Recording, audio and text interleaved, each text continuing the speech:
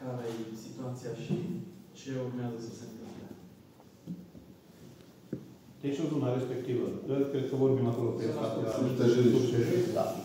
Acolo conductele făcute, s-au făcut, deci extinderea s-a făcut de la o zi la alta, cum primeau autorizații de construcție, care n-au fost conforme, au fost propuse să fie preluate de către Aquaser, deoarece o parte de ei sunt pe domeniul public executate, dar Aquaserul, din cauza neconformităților, nu a preluat în administrare.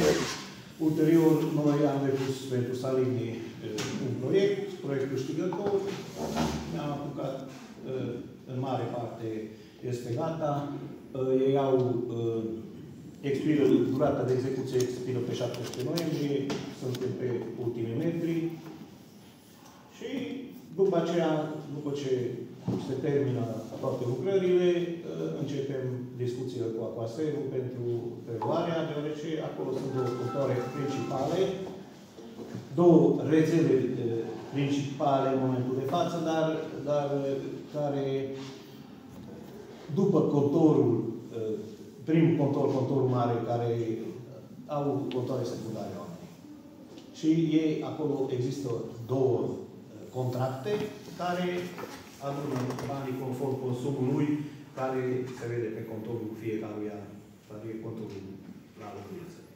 No, sunt destule neclarități acolo, că și pierderile, tot ceea ce trece pe contorul principal trebuie asumată de către locatari. Să sperăm cât de repede. Da. Cât de des sunt avarii? Câte avarii sunt? Nu știu, într-o lună cât. Asta deja noi nu contabilizăm, pentru că nu avem. Este o doamnă într-o parte și o firmă și pe partea cealaltă.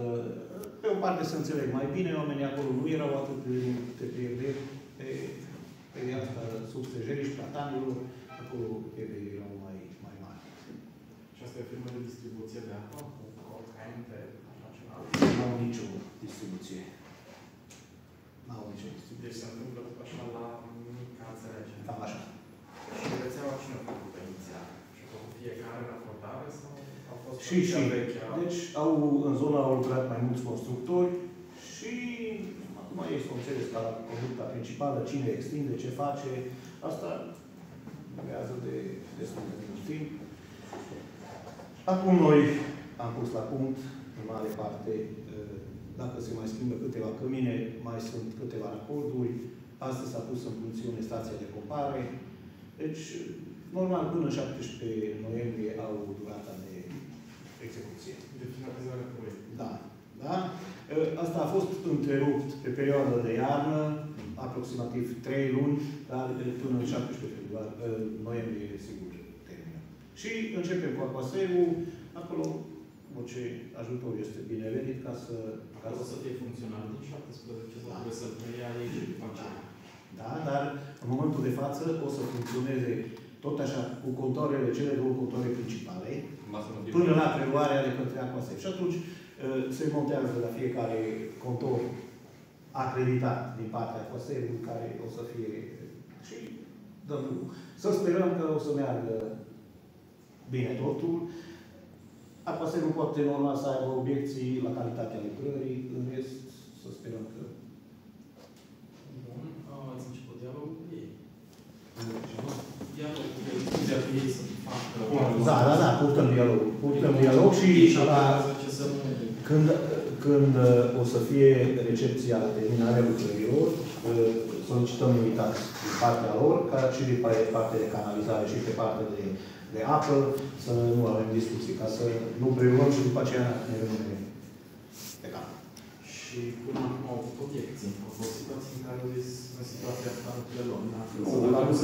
La lucrări ei deocamdată la raportări, când ne-am raportat acolo, au trimis specialiști la restul. După aceea, deci sunt toate lucrările făcute, mă gândesc că o să avem probleme. Videoinspecție pe canalizare, deci ce poate să vadă. Bun. Și asta include proiectul ăsta final de Salini și colectarea de apă pluvială. Nu. Asta se face separat. Apă pluvială prin șanțuri. Dacă reușim, după ce se termină toată lucrarea, avem accesat un fond de 1 milion de euro pentru asfaltarea zonelor de pe străzilor din zonă, care nu sunt în momentul de față asfaltate și... Pe ce linie de finanțare? Avem pe AFIR. Acolo avem o mică mare problemă cu Rongazul, pentru că pe o porțiune de drum de 70 de metri avem conducte și nu am primit avizul până în momentul de față din partea Rongazului. Acolo căutăm soluții, plus două soluții care ar fi ori ne permite Rongazul să asfaltăm, ori dacă AFIR-ul acceptă ca pe zona respectivă, pe această porțiune de 70 de metri, să nu punem asfalt și așa să continuăm lucrările. Vreau să mai întreb ceva. Care sunt riscurile care trebuie luate în calcul pentru preluarea apaselului? Deci apaselul o să vină să verifice cămine, presiunea pe stații de pompare, tot, care după ce... Penalitățile care se adună pentru apa care e considerată ca și pierdere, știu că oamenii nu o plătesc. Asta întreb. Asta împiedică preluarea? Aici există un contract cu o firmă. Deci, firma respectivă răspunde de... Deci ideea ar fi ceea ce știm noi, că dacă, de exemplu, în Anghel Salim nu s-ar fi inclus sub stăjerișul astăzi, zona respectivă, efectiv, apaselul noastră a fost discuția, ar fi închis de total. Nu se prea plătea. Deci, se închidea și zona respectivă rămânea fără. De asta, când noi am discutat și am accesat și o venit Anghel Salim, atunci, prioritar, am băgat zona respectivă, pentru că știam că el era o zonă cu probleme foarte mari. Și astăzi, oamenii cel mai probabil nu ar avea apă potabilă de rău. Au eu pierderi foarte mari. Pierderi foarte, foarte mari, care efectiv nici nu ieșea, că intră pe canalizare și nici nu era observat asupra față. Că dacă era observat, se mai repara. No, dar... Și acolo cum vedeți rezultatele? Acum s-au făcut lucrările. Lucrările. Păi conductele vechi au rămas, nu mai sunt scoase din uz și acum cu penalitățile sau dobânzile aferente, acolo firma respectivă care are contract va trebui să se descurce. Și la partea asta de trecere peste conductele de la Romgaz, acolo cum o să fie? Nu ați cerut o opțiune prin care să-și modifice ei conductele sau să vadă ce soluții propun pentru protejarea conductelor, ca să nu fie nici varianta de construcție fără aviz sau cu aviz fără bucata respectivă de 70 de metri. Sunt soluții, să mai trece peste conductele astea, dacă se fac anumiți pași necesari ca să fie și conducta în siguranță și... Am făcut adresă separată pentru porțiunea respectivă și la Media și la Rongazul aici în Târgu Mureș. Aștept rezultatul să-mi facă adresă și eu. Referitor la soluția propusă. Soluția eu. Dacă ne propune să punem beton sau știu eu orice protecție, o să vedem atunci. Asta facem noi separat, că nu o să avem de ales. Numai să ne permită să facem ceva.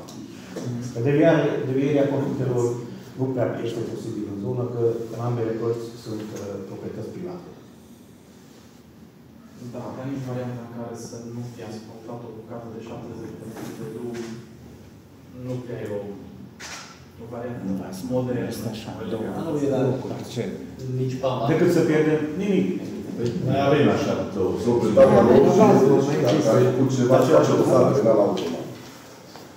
Legea ANR-ului, legea asta vine cu un scop, pentru că protecția celor conducte înseamnă să protejeze explozii. Când se întâmplă în București, poate ați văzut și documentarele din ultima perioadă, una e să treacă o mașină ușoară peste un strat de pământ și apoi să fie conductele și alta e să intervină lucrări grele cu utilaje mari care vin și vibrează terenul și un risc foarte mare de explozie. Așteptăm răspunsul lor dacă e o soluție optimă, atunci s-ar putea rezolva foarte elegant și se repară de jos în soluția finală, sala structurală. Da, așa să nici ca să... Cât timp a mai rămas pentru a obține avizul sau soluția? Nu suntem presați. Proiectul depunem acum și Așteptăm. Dar și nu înțeleg, unde la tuturor noi cum vor ei, dacă vor să le adă... Dar pentru că legea le acoperă ANR-ul, ci ei au legea de partea lor și el trebuie să dea soluția. Noi degeaba mergem să spunem, uite, nu știu, facem o solidare de economie. De ce nu? Noi, inginerii noștri, aparține de noi. Dacă vă dăm o soluție, noi vi le dăm și voi eventual o faceți. Dar s-ar putea să zică nu suntem de acord cu nimic. Până acum n-au fost de acord cu nimic. Deci un director nu și-a asumat responsabilitatea să semneze un aviz favorabil, chiar și cu anumite observații în care spune da, favorabil, că dacă se poate face așa, pentru că el în secunda dușul pe lucru primul. Nu are verbal. Tu tot te duci și discuți cu el și el îți dă că da, s-ar putea, dar scris. Nu se dă nimic. Noi am cerut în scris să ne dea foarte multe ori și fiecare evită pentru că este o chestie destul de sensibilă. Ca și legea de partea. Legea este foarte rigidă și nu prea lasă loc de interpretări. Și atunci ei zic așa, ori îți dau, ori nu îți dau. Dacă îți dau, înseamnă că riscurile trebuie să fie 0, iar dacă este 1%, nu ți-o mai dau, pentru că el își asumă. El cel care eliberează pe urmă. Cum zic domnul deputat, dacă îți dă și începe să se lucreze și vine o explozie, imediat și atunci... Riscul destul de mare de asta e și legea rigidă, dar se poate discuta să, chiar dacă e o soluție, poate costă mai mult sau ceva, dar până la urmă se găsesc soluții. Nu e prima oară că se trece peste o anumită conductă din asta. Ei au soluții. Toată România e plină de conducte și sunt strângi acum la București de trece asta, au zis că primar că el va asfalta, oricum peste magistrale nu interesează. Nu e să dai încă variant. Bine, ai idee. De așa nu. Că că București a explicat că au făcut conducta sub bloc, care era ilegal, deci până la urmă s-au explicat, îți dai seama. Acolo riscul era foarte mare și inclusiv la străzile astea care au fost făcute acolo. Și câte străzi, câte blocuri și străzi mai au tot așa cum e blocul acesta. De care nu se știe.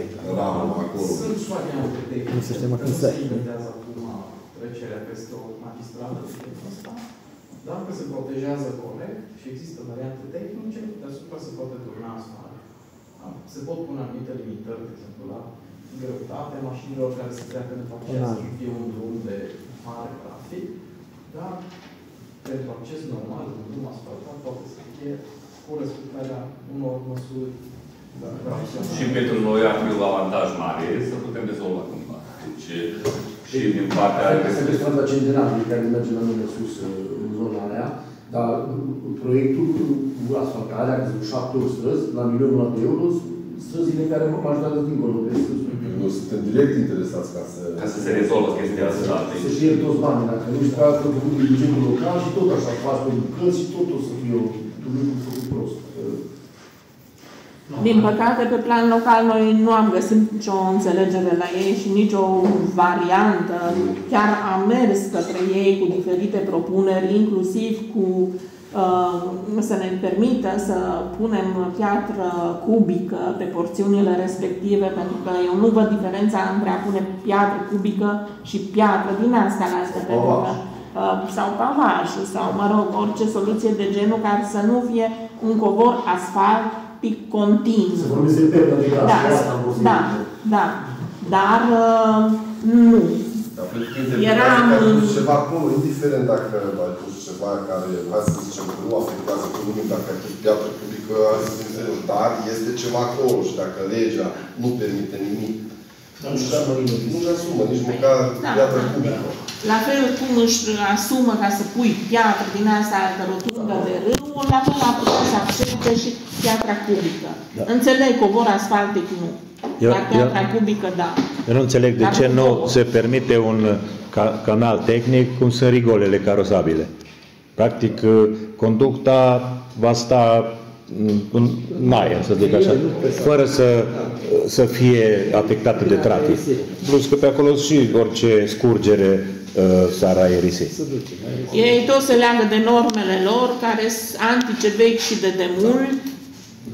Și atunci nu erau soluțiile care sunt în momentul actual, probabil de acolo ar trebui pornit să se modifice normele și lor și să se actualizeze cu soluțiile existente la ora actuală. Pentru că acum sunt materiale care prin anii 60 nu se lucrau cu ele, de când sunt normele lor. Eu zic că aici mai este și o altă problemă. Deci, soluție tehnică este asta, se poate face. Însă, da. În momentul în care durează un an, doi, când vorbim de o porțiune de autostradă unde sunt investiți sute de milioane de euro sau poate miliarde de euro și statul român, cu toată forța de coerciție, le trebuie 2-3 ani ca să rezolve o problemă, haideți să fim serioși, pentru 1 milion de euro, cine o să miște un deget la nivel național sau la nivel de Romgaz? Pentru că Romgaz are procese poate la nivel național, cu sute de miliarde de euro, unde noi eliberează un aviz, pentru că, nu știu, autostrada auto pentru niște gândaci, statul este, până la urmă, efectiv, da, mai permiteți o întrebare. Nu sunteți senator, dacă nu mă știu. Deputat, ok.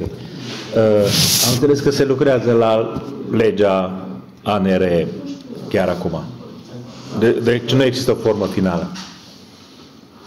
Sunt drafturi până la final. Ok. Dumneavoastră ați putea să inițiați un amendament referitor la investițiile astea în zonele urbane sau zone rezidențiale unde tranzitează asemenea conducte.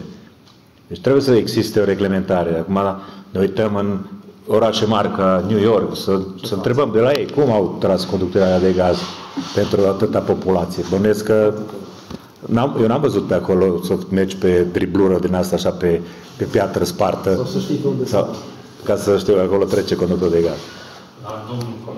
Deci ar fi, să știți că dacă dumneavoastră ați iniția un amendament ca să fie reglementat, ați avea un succes. Cel puțin la noi, în Corunca, ar trece ați primit cu 1 milion de euro, de exemplu, ne-ați ajutat. Din partea cealaltă, ce reglementează ei, unul care vrea să doarmă liniștit, zice de 100 de ori pe zi nu se poate, și apoi merge și doarmă liniștit și nu-i pasă nici de coristra, nici de negoiță, nici de cineva.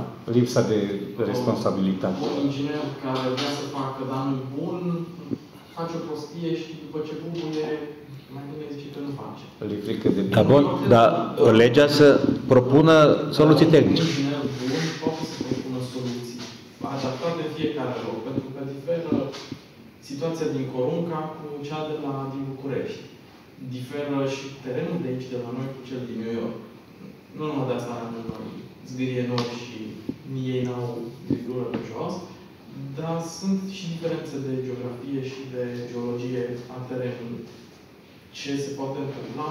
Pe partea asta am fost foarte precaut tot timpul la partea asta de legiferare când deschidem o portiță. Pentru că într-o lege pui un amendament sau un articol de 2 cuvinte care deschide o mică portiță și mai jos în legislația secundară și în ministere, portița aia se lărgește intră și camioanele pe acolo. Noi am vrut să facem doar pentru situații mici.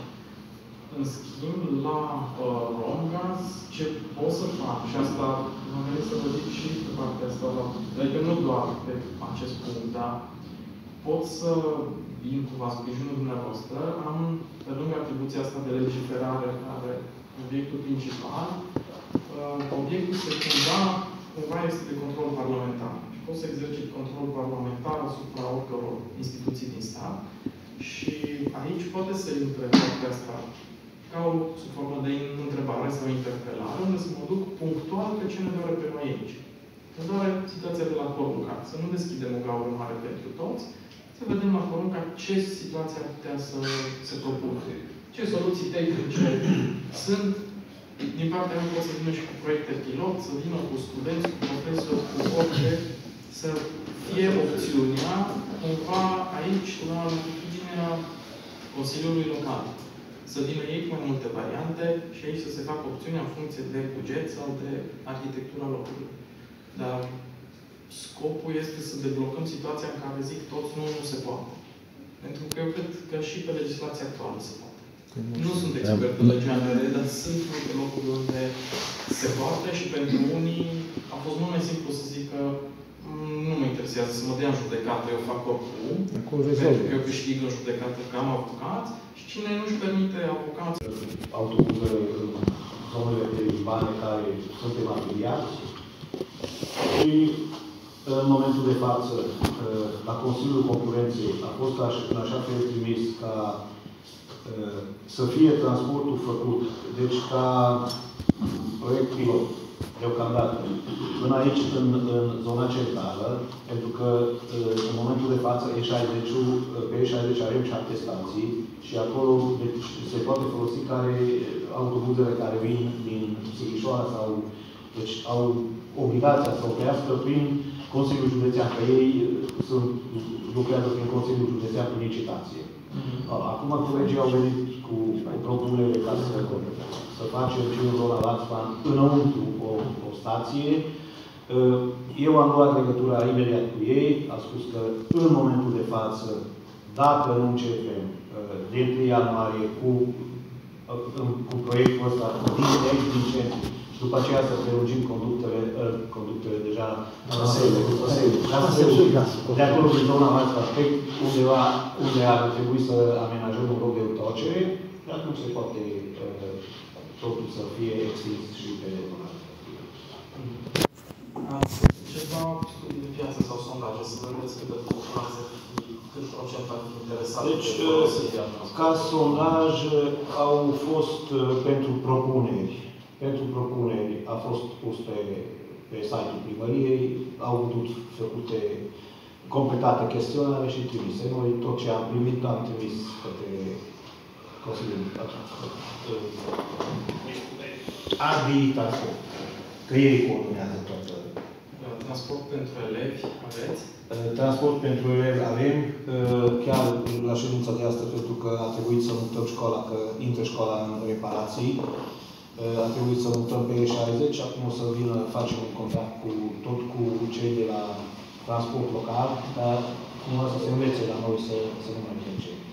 O să avem un contract care dimineața la ora 7 fără un sfert pleacă de aici, merge pe E60, unde avem școala amenajată și de acolo la ora 1 iarăși aduce înapoi. În mare parte cam la 12 lei pe kilometru.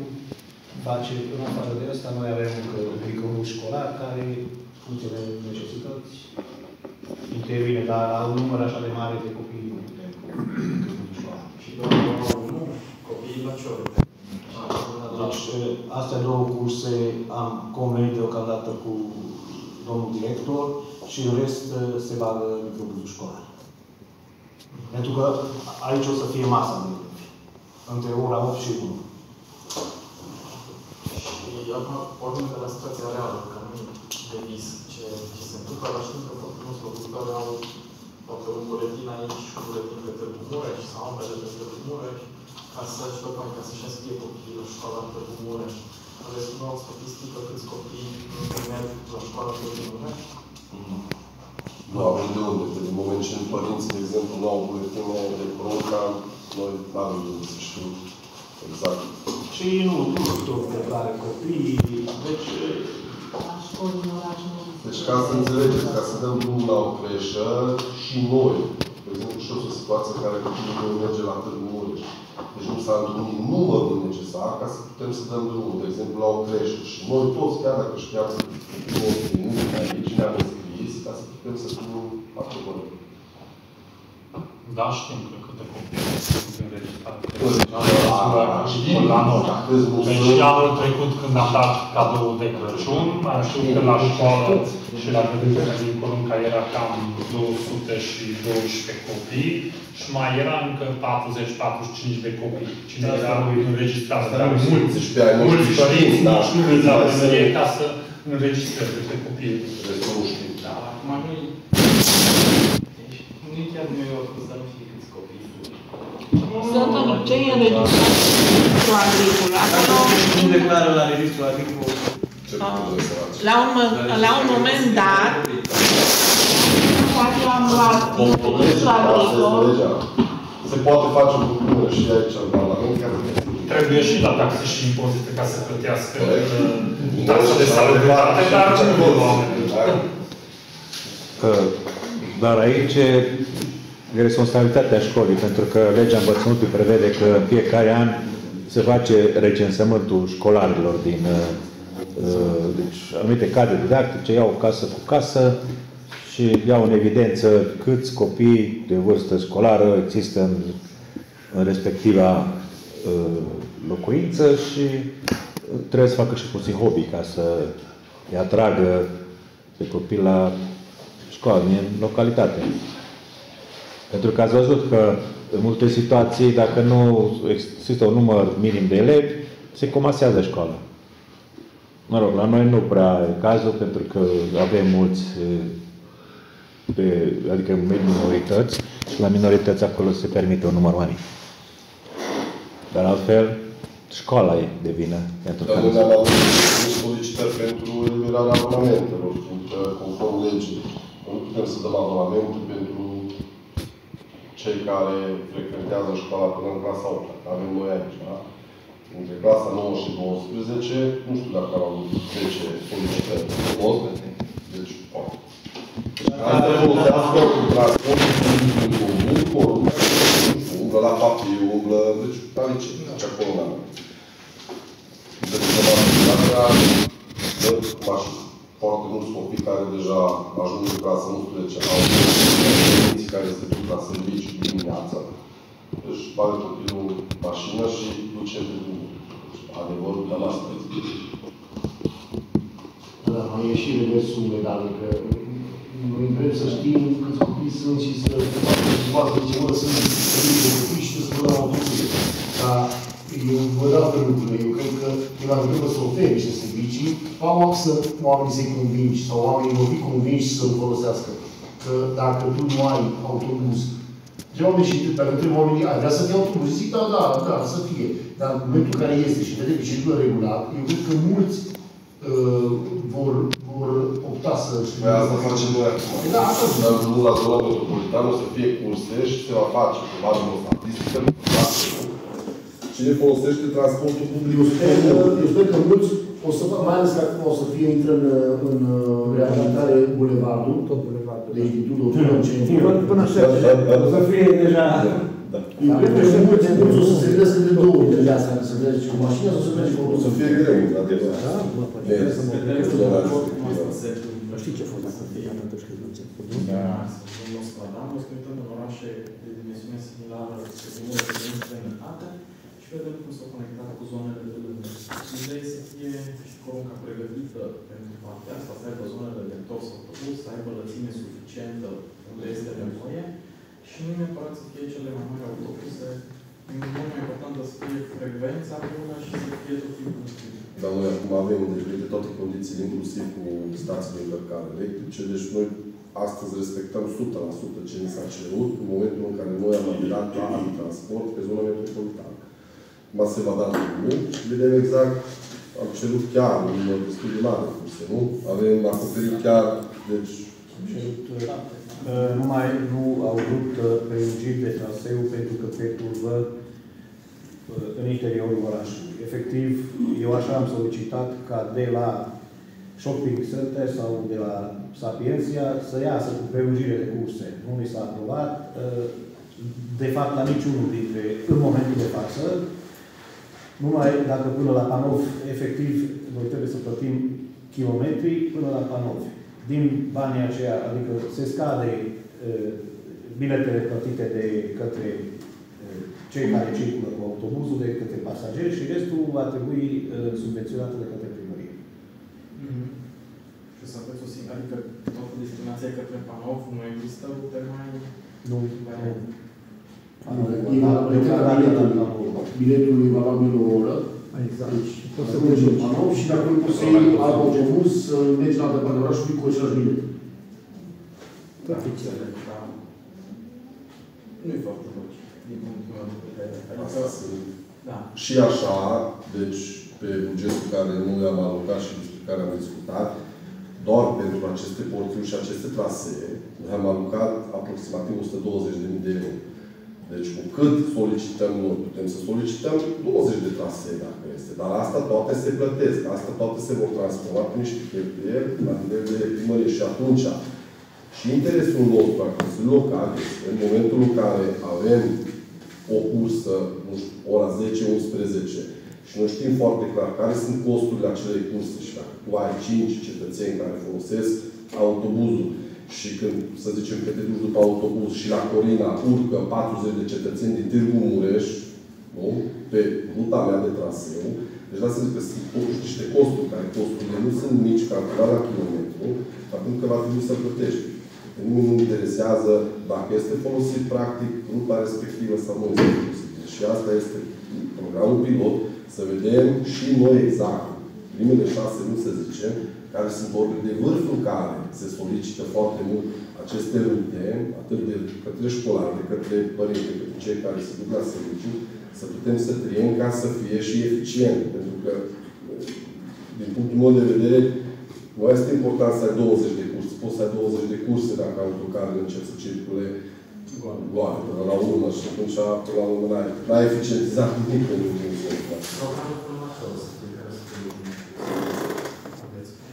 ora 5 și seara la 10. 10 și 1. Acum, aici, la plecarea curselor se mai poate pentru că, efectiv, pe o anumită parte, de aceea ne-a restricționat pe noi, așa că avem fiecare cursă până în Panov sau până fiecare localitate periurbană, pentru că autobuzele electrice care circulă în oraș au voie să iasă din permis. Și, din cauza că dizelele o să deservească numai ruta respectivă. Da, am înțeles bine că este cel de la ora 10, sau mai târziu. Ora 5 s-ar putea să fie destul de devreme pentru cei care lucrează, până la ora 5. Lucrezi într-un cartier oriunde și să ajungi până în Panov, ajungi la ora 6. Da, asta încă se mai poate regla după ce necesități. Foarte important să vedeți în timpul programului pilot și după aceea să discutați cu oamenii, nu doar cu cei care folosesc, cu cei care nu folosesc. Să vedeți de ce nu folosesc. Și să faceți, să încercați să-i împingeți spre programul pilot și să-l testeze și ei, să vă dea un feedback, tocmai ca să vedeți cum îi prindeți pe cât mai mulți și poate pe toți, ca să fie un program de succes. Dacă se dau toate șansele la un program și apoi se mai calibrează în timp, ajunge să fie funcțional. Dacă prima iterație știau toată rău, oamenii nu se mai dea o șansă nici la a doua, a treia iterație și... Prețul e, să zicem, destul de bun dacă comparăm, așa că dacă te-ai uitat aici, ai o oră în care poți... Deci, efectiv, și dacă o oră în Panov, poate să meargă până la combinat. În ora aceea, dacă nu se plică. La ora poți să mergi câte vrei. 4 lei. Nu așa au zis 4 lei. 4 lei, da, 4 lei. Dar ce am mai discutat ulterior, se pare că ăștia 4 lei, acum, în prima fază, nu o să poată să facă altfel decât numai până la Panov și din Panov iar trebuie plătit. Acum, la prima fază. Acum, astăzi a fost o ședință de Consiliu la Târgu Mureș, așteptăm și de acolo care sunt rezultatele. E foarte important să puneți presiune pe ei să se integreze toată zona asta, 4 lei și încă ceva de acolo, deja pe oameni, chiar dacă suma nu e mare, îi enervează. Da. Și dacă ar fi 5 lei, 6 lei, dar să știu că am acoperit și după aceea, dacă se poate scade prețul, dar să știu că a fost sau subvenționat sau găsit o variantă care să compenseze și primăria activități, pentru că efectul mare trebuie să-l înțeleagă de la ei. Pentru că la ei scade poluarea, în Târgu Mureș scade traficul. Aici nu cred că îi deranjează pe foarte mulți oameni traficul din Corunca, traficul extern. Dar sursa traficului din Târgu Mureș este și din Corunca și din toate celelalte comunități din zona metropolitană. Dacă ei scad, atunci ei pot să compenseze. Să luăm cum ar veni banii din zona de eco, de poluare. Da. Partea de transport cât mai eficient la oameni nu ține comun. Și nu e doar o parte de preț. Contează prețul, dar nu e singurul aspect. Pentru că în momentul în care cineva alege transportul în comun, trebuie să aibă opțiuni foarte variate, să ajungă astăzi și până la magazin, mâine și până acolo, nu doar pe traseul acasă-școală, acasă-școală, mai face deviere și e foarte important să fie și ușor și de achiziționat. La București trebuie să făcut acel transport cu preț unic în care poți să plătești direct cu cardul. În autobuz, în metrou, oriunde. Eu am văzut fără să mă consult foarte mult, am citit un pic pe net și am văzut că merge așa, intri în autobuz, pui cardul, nu ți instalezi aplicații, nu ai nimic de făcut. Acolo e și ușor ca să fie și pentru turiști, dar și aici. E un avantaj enorm. În București, 3 lei, ai 90 de minute, parcă și distanțele sunt mult mai mari. Deci plata asta cu cardul am plătit instant, pot să merg cât e mai ușor pentru utilizatorul final, cu atâta rata de succes este mult mai mare. Cu cât ai mai mulți pași de făcut și mai plătești un bilet din panou, ai un bilet din panou, începe să împreunezi. Da, da.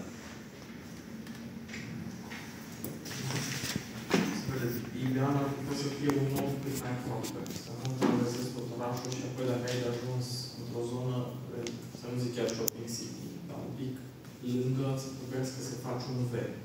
Te duci până capăt și apoi să vii înapoi.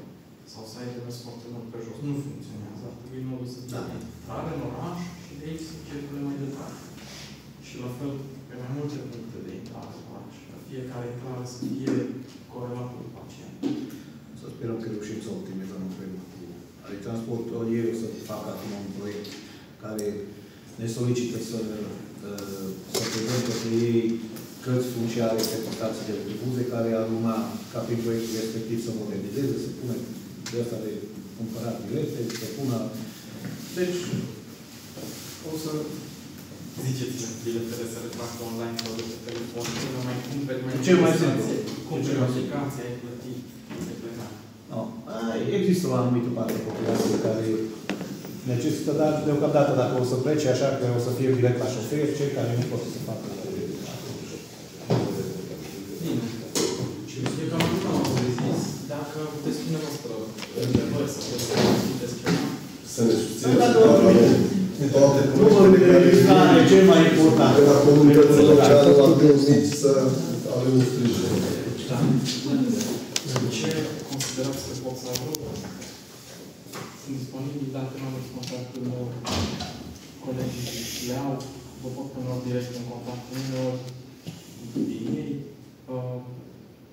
Și pe partea asta am venit acum și am văzut că e problema și pe partea de gaz și să văd exact ce se întâmplă. Dar și pe viitor, dacă aveți alte proiecte, alte finanțări sau anumite blocaje, sunt deschis să ajut cu orice pot. Mulțumesc frumos. Așteptăm amendamentul la ANR ca să... Răspunsul cât de rapid. Sunt despături pe uși pe zona asta. Cu uși? Da. Uși? Colegii care sunt pe energie sunt pe energie. Vorbiți cu dânsii. Am luat ideea, discut și o să văd un pic ce soluții găsesc și ei. În faza cursii va fi, e adevărat ce se zice sau ce s-a propus ca primarul cu polițistul local să ia decizia să puște ursul dintre ambulanță, să cheme vânătură, să-l poată pușca. Fără prea mult ambat. Sau locatarul nu se cură. Deci, la mine îmi vine într-o dată să-mi până vine vânătorul. s-a simplificat un procedură. În sensul că, dacă nu vine jandarmul poate să fie înlocuit de polițist local, comisia nu trebuie să punească fizic, merge și pe telefon, dar să fie înregistrat, ca să poată fi verificat ulterior, sau pe Zoom. Nu mai este condiția de gradualitate în intravinal, adică nu trebuie să-l alungi, să-l speri, să încerci și după aceea să-l puși, să recortezi. Recordare. Și la proțap. Tu îl recortezi și după aia mergezi. Scumpă la pe ele. Mușcăm mușii. Decât să moară oamenii, așa este. Asta e situația. Mai sunt niște chestii, pentru că astea sunt niște criterii, din punctul meu de vedere, dar trebuie făcute că s-au ajuns foarte departe. Nu putea să văd de ce s-au ajuns aici. Pentru că când s-au uitat în Uniunea Europeană, Uniunea a promis mare acuzare. Și după aceea s-au obișnuit și ăsta oricum. Le-am promis, dar nu trebuie să ne țin mai de promisiuni. Și în 2016 a fost o situație destul de critică, au venit atunci și guvernul tehnocrat și eu zis, ok, pe ce pierde România bani? dăm amenzi la Uniunea Europeană că nu am respectat promisiunile. Deci ce promiția în 2006? Promis că nu mai pușcăm mușchiul, nu e obligat nimeni să promit așa ceva. Au fost țări ca Slovacia care au zis, noi mai pușcăm trofee, dar noi ținem o cotă de prevenție, dacă crește prea tare populația, să putem să o aducem la un optim. Asta vreau, deci, ok, tu ți-ai asumat în fața Comisiei Europene că, ok, hai că ursul brun în România, care de fapt orice țară civilizată deja doar în rezervațiile vezi, la noi să circule liber. Dar noi am avut niște statistici inclusate pe timpul Ceaușescu, în care populația de urși, calculat la număr de locuitori și calculat la kilometri pătrați, care are România și habitat, trebuie să fie X, 10.000.